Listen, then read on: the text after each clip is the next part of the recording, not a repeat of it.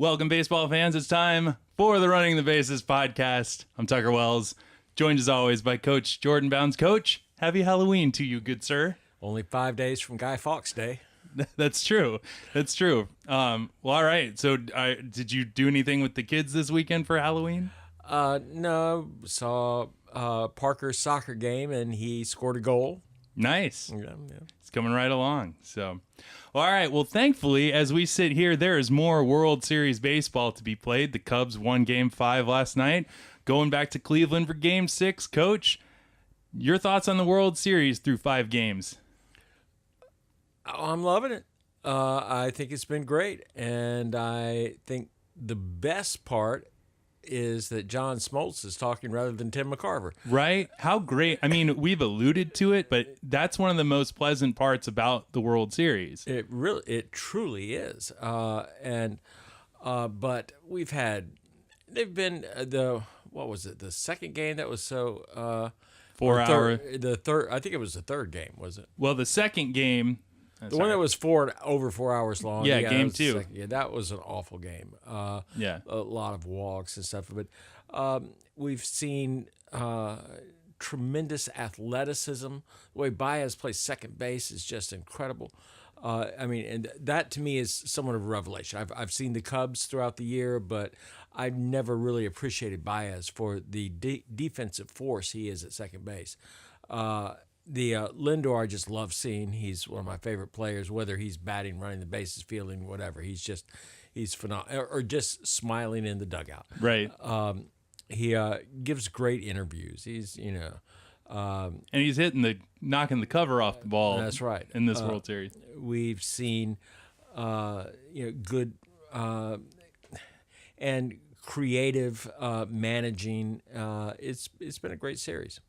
I'll say this as well. How about that Ben Zobrist? I mean, he is a ball player's ball player. No, he's a professional hitter. He is a professional hitter, but sound in the field as well. Sure. Started wherever you're playing. And Jason Hayward has had some very important moments. I've given him nothing but crap for a long time now, but he's gotten some key hits and, created a little havoc on the base paths.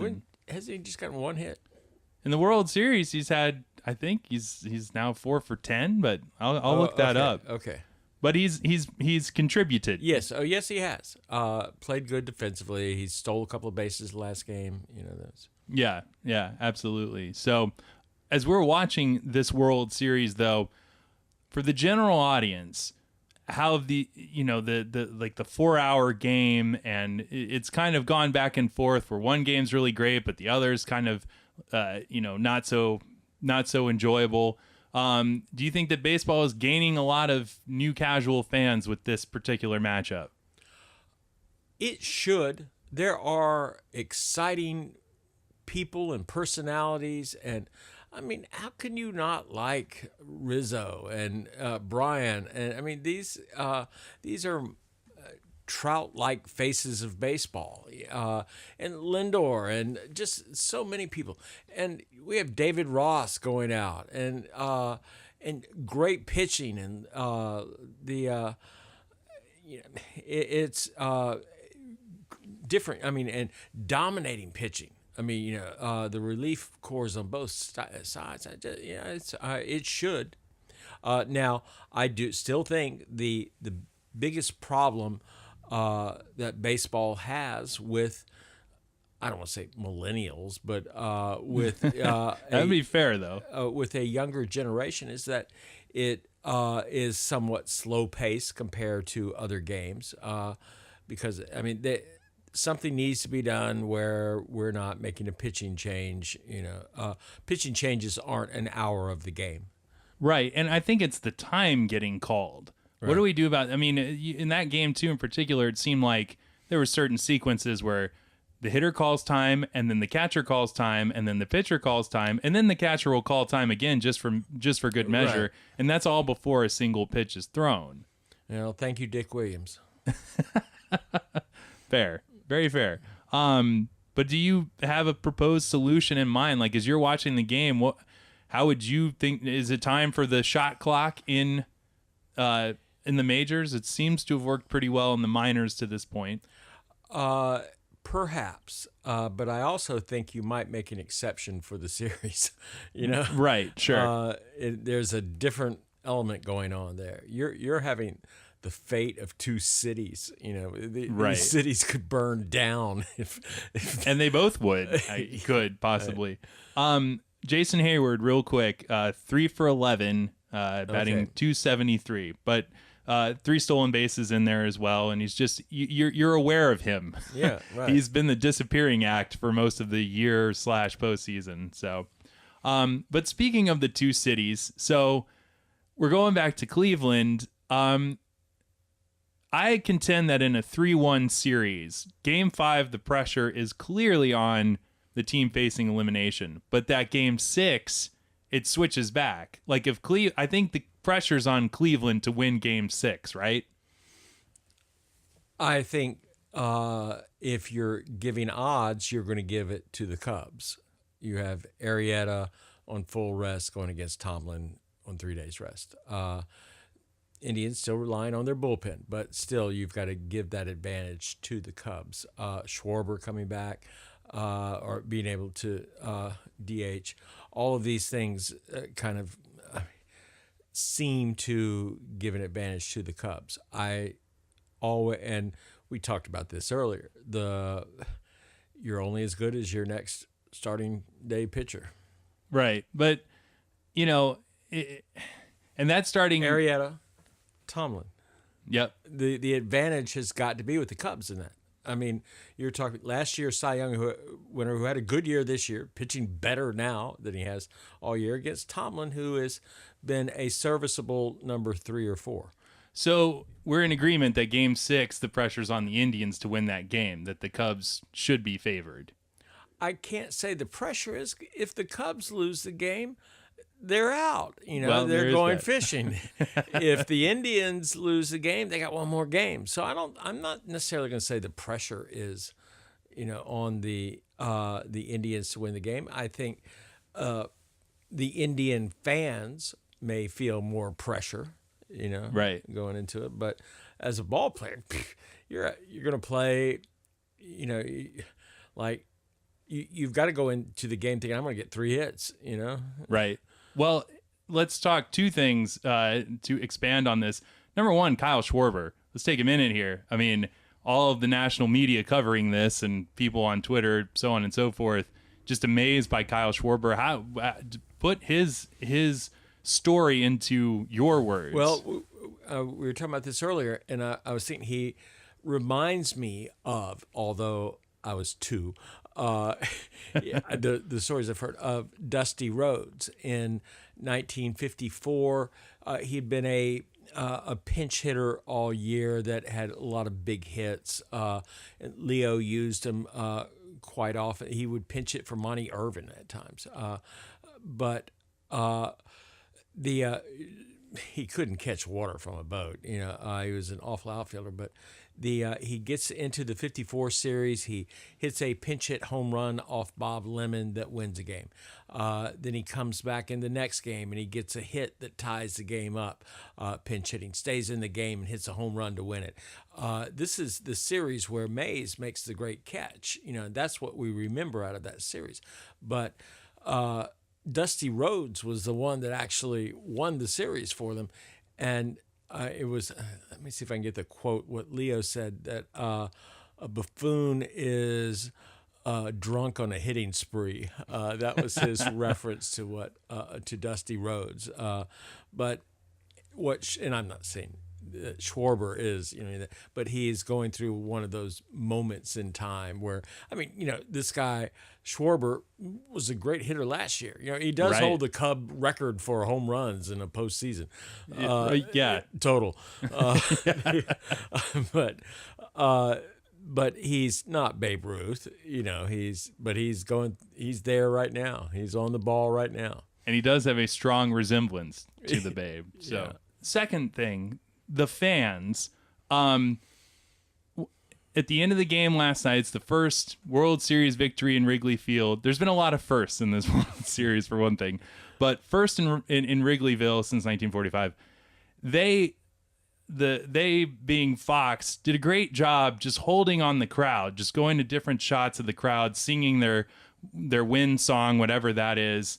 I thought it was beautiful. Like, how great for those fans. Oh, sure. Absolutely. Absolutely. And having experienced what I did here in 91, nothing like what the Cubs have gone through, or the Red Sox in years, or the Indians, but that's a once in a lifetime moment. Yeah. And for those fans, that's a once in a lifetime thing. Yeah, we both believe the Cubs will be there multiple times now moving forward. If they can keep all these players happy as their contracts start to come up. But that said, it was a real special image, Oh, yeah, and absolutely. and as I've thought of, the different key images Cal of this series. Ripken running around the outfield in Baltimore. It was that. That's what it was. It was like what connects America to baseball. Yeah. And do you think that it was a double-edged? I mean, they did lose 2 games out of 3 in Wrigley, so the crowd, were they maybe too tense this time around? I think the players. I mean, and so much talk about this, about how they showed themselves being young and the pressure getting to them, swinging at all the bad pitches and stuff, and people saying, well, you didn't say that all year, and they won 108 games or however many they won.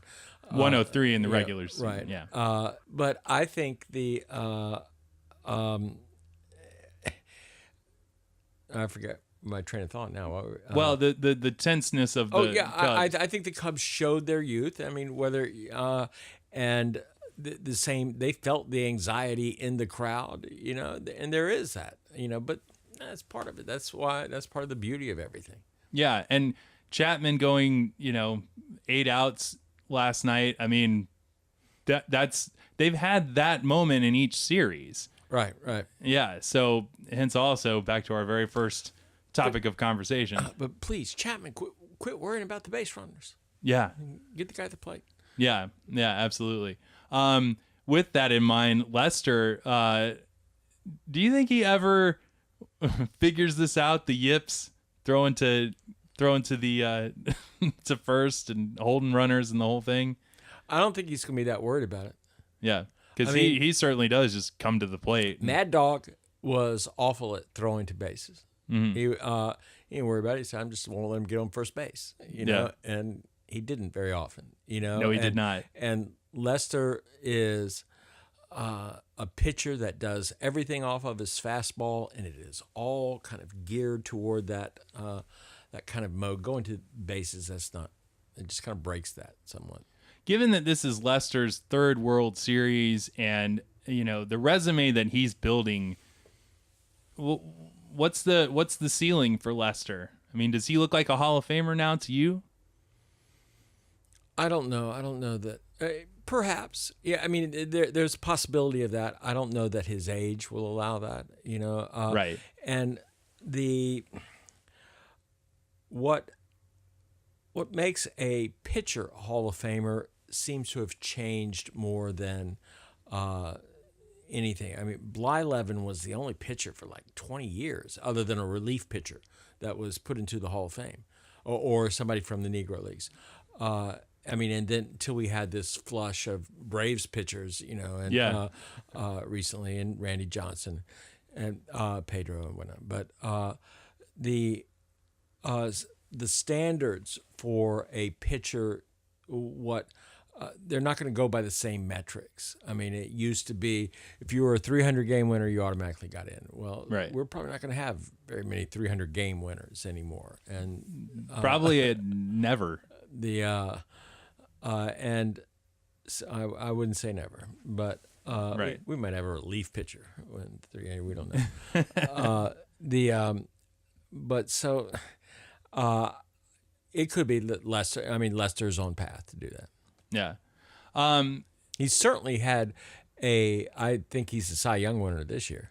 Oh yeah, absolutely. And I think that Kluber could be it on the American League side. Could very well. Yeah. I think Britton should be though, but Yeah, and you know, that's what made Game 1 so great, and to see them facing and squaring off against each other. Right. So tomorrow night, and of course, we're recording this on Halloween, so it'll be a Game 6. When you say Game 6 World Series, it conjures up 75, 86 for us here in Atlanta, Right. 95.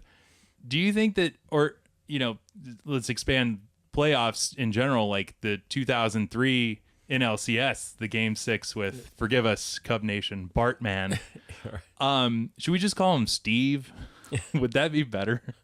That Steve guy. But anyway, does Game 6 evoke more memories in thinking about the World Series than the Game 7s? No, not for me.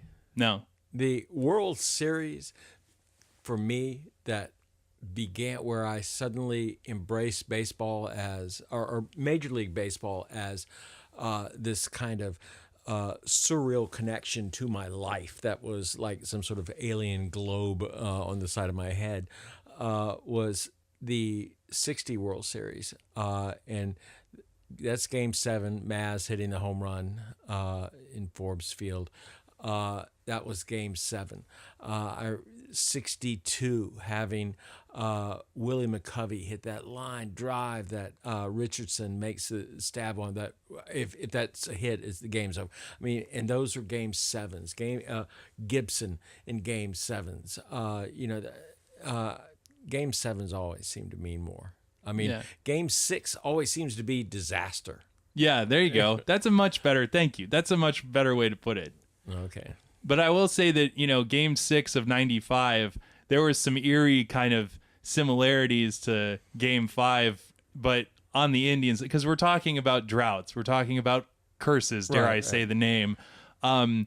You know, the Indians have a guy on the mound wearing number 47. He gets one run of support early. Seems like he's pitching lights out, and you start to think, like, how wonderful would that be? You know, since they got beat by a number 47 here in Atlanta, pitching a one-hit shutout. Speaking of which, very little was said of the fact that Arrieta had a no-hitter going for a pretty good time. Right, yeah. I mean, I think that's the longest in a World Series game, not a playoff game, obviously, but since Kuzman, I think, went 6 innings or something. Right, yeah. They were keeping track of it during the game, in-game, but yeah. All right, so the crowds in Chicago, maybe an Indian fan or two around the joint, but in Cleveland, it's a different story. You can hear the Cubs fans. So Cubs fans travel well. They travel phenomenally well. As do Mets fans. Yeah, Mets fans. I'm Yankee fans, certainly. But I mean, in the National League, we've seen this forever here. When there would, during the great streak in the '90s, the Cubs would be 4 games out at the beginning of the season, and the Braves are like winning pennant after pennant after pennant, and it would seem at times like 20% of the fans were Cub fans or Met fans. Yeah, and Cleveland fans, they were loud early, but not often. The Cubs fans, I mean, even through a television set, it's just deafening when they start to get in the game. Well, so there has been a drought in Cleveland, but not like the one in Chicago. No, this is true fact. Anything else you want to touch on while we're here? W.P. Kinsella died recently. Yeah, he did. We didn't talk about that. He would have liked this series. He would have loved this series. Yeah. So. Yeah. Rest in peace, W.P. Kinsella. All right. So let me get your prediction for Game 6, and then Game 6, I'm gonna stick with the Cubbies. All right. And Game 7 then. The Cubbies are in it. I'm gonna stick with them. My prediction at the begining was Indians in 7. Yep. So I still. But you also said there would be everybody would hold their own at home. Hold serve, yeah, and that has not been the case. No. So, but it's not going to be in 6. Like it's not going to be the Cubs in 6, like I said. That's true. So I win that part of it. But I'm going to say, I hate to do this, but It's probably going to be Cubs in 7. There's just something about the fact that they had that inning again. You know, Bryant hits the home run, Rizzo gets on, poor defense. So, but you know what? That's flip flopping. I'm going to stick with my Indians in 7 just to maintain consistency. You just pretty much covered yourself right there. Well, I'm going to. I just it's they've made it really difficult, and I did say that I would probably change my pick if it went to 7 games. Well, so it's testament that you want both of these teams to win. It is. It is indeed. You know, and as an outsider, not being invested in either Cleveland or Chicago, I really want this World's. Why did they not go 9 games anymore? I know. Yeah, and truthfully, I hope that Major League Baseball is capitalizing on the fans that they're bringing in. The interest level hasn't been this high since 2004 with the Red Sox, but you know, if there's any way to take this World Series and look at it under a microscope during the offseason and say, how can we make the regular season games this compelling? And you know, something you were saying since 2004. I think 2004 up the northeast perimeter, that was,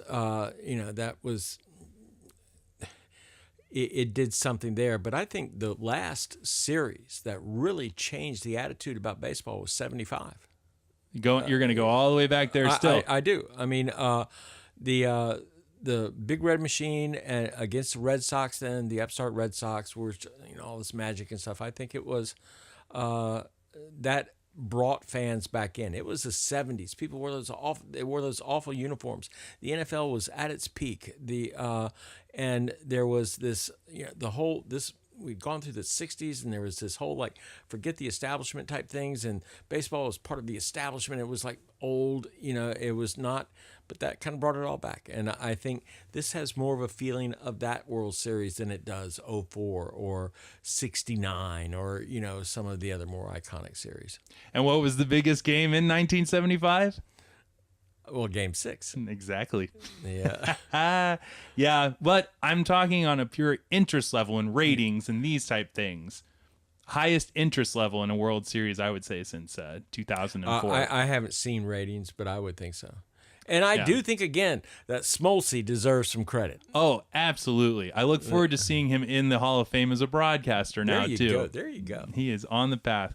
Well, all right. Well, thank you, as always, to everyone watching on the YouTube channel, back on the YouTube channel this week, listening to us on SoundCloud and on iTunes. You can find all things Running the Bases at runningthebases.com.